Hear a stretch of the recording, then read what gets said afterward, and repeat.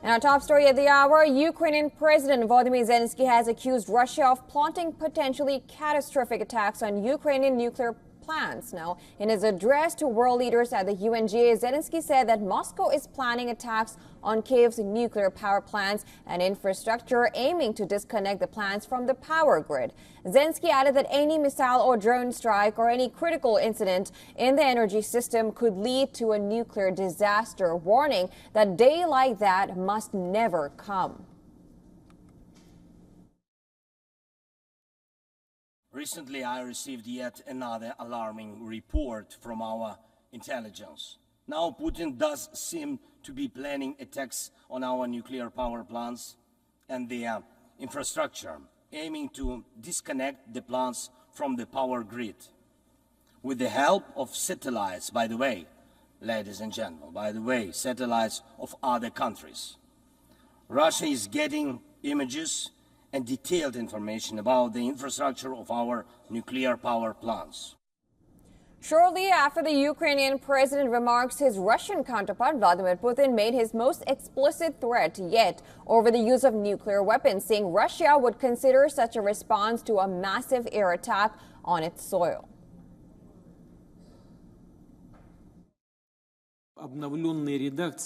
The updated version of the document proposes that the aggression against Russia by any non-nuclear weapon state, but with the participation or support of a nuclear weapon state, should be regarded as a joint attack on the Russian Federation. The conditions for Russia's transition to the use of nuclear weapons are also clearly defined. We will consider such a possibility as soon as we receive reliable information about a massive launch of aerospace attack means and their crossing of our state border.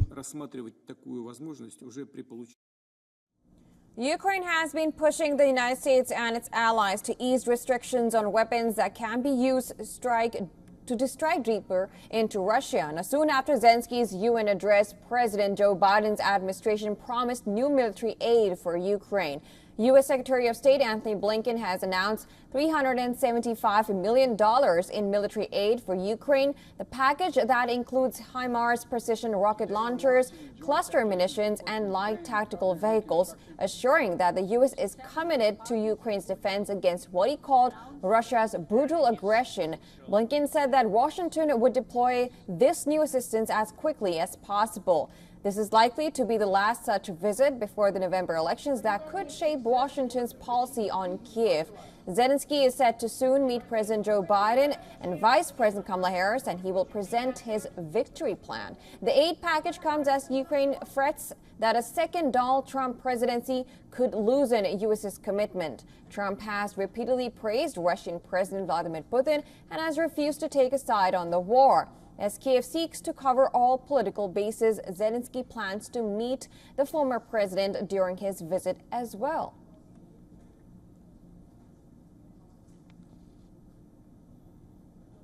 All right, for more on this, our correspondent Susan Tehrani is joining us live from New York. Susan, thank you so much for joining us. Now, Zelensky is expected to visit the White House today and present his victory plan for Ukraine to President Biden and Vice President Kamala Harris. What do we know about this victory plan? So administration officials are being tight-lipped, but they are concerned that the Biden administration ultimately has to sort of announce that they're not on the same page as Ukraine after this visit, because according to his plan, first of all, there is no clear strategy, and it focuses mainly on requesting more weapons and also to request that Ukraine be able to attack Russia with long-range missiles.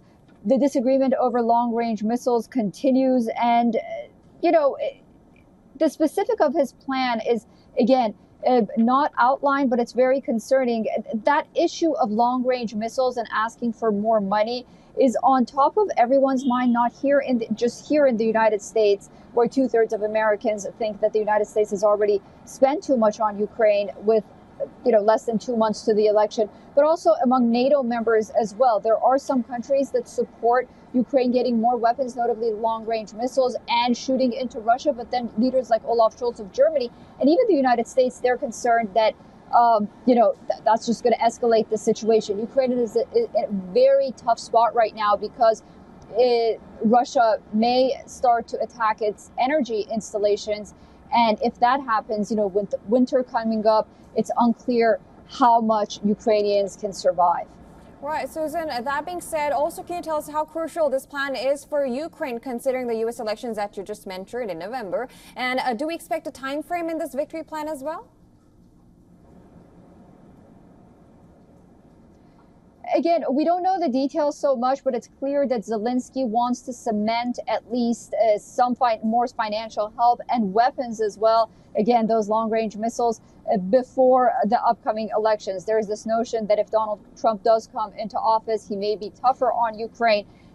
But another thing with the Biden administration, I just want to say, is that while they say they're going to continue supporting Ukraine's defense, you don't see senior U.S. officials talking about for example, the borders going back to pre-war times. And that's perhaps concerning for Ukraine as well.